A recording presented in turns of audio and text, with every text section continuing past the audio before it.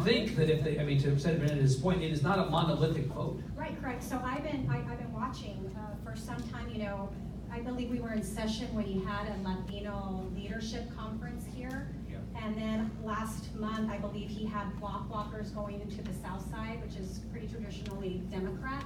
I mean, he's doing his part to go in there. He's not afraid to go into the Democratic areas of town and try to flip some voters. But, you know, I think the senator said it, you know, was pretty clear.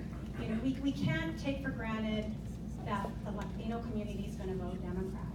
There are Latinos that are pro-life, and because of that, they vote conservatively. Right. There are Latinos that are anti-immigrant. And so, you know, we can't assume that they're all going to come out and vote Democrat. So we all got to do our part in touching the voters and touching certain issues. Before we go to the audience for questions, I want to ask each of you to identify an issue that may not be on our radar screens now that should be top 3 or top 5 on the agenda of the legislature next session. If you ask members of the legislature what should we be talking about next session, well, school finance, or any number of things that are kind of like marquee issues. I want you to talk about something that maybe we're not thinking about, starting with Representative Minjarez, coming back down this way. Managed care.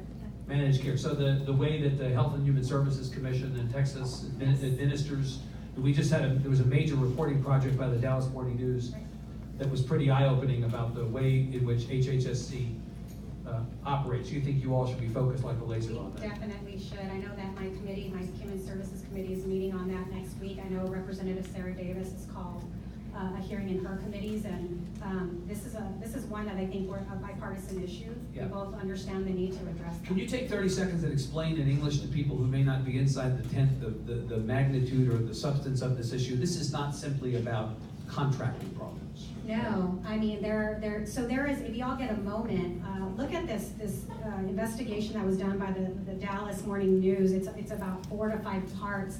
And it talks about how managed care came to be, and it talks about the role of the HHSC commissioner at the time when there were violations by these insurance companies that didn't want to extend care to medically fragile children that needed it. They were hit with fines, and the commissioner on his own went and reduced those fines. Unfortunately, one child, medical fragile child, did not get the care that he needed after the parent was continuously fighting, explaining the need for this nurse, went through an appeals process, a so-called fair hearing, where it's not a fair hearing. And unfortunately, because that nurse care wasn't granted, this child ended up brain dead. And so this is a serious got to address. I mean, there's so many layers to this. Right. Okay, Senator Menendez, what is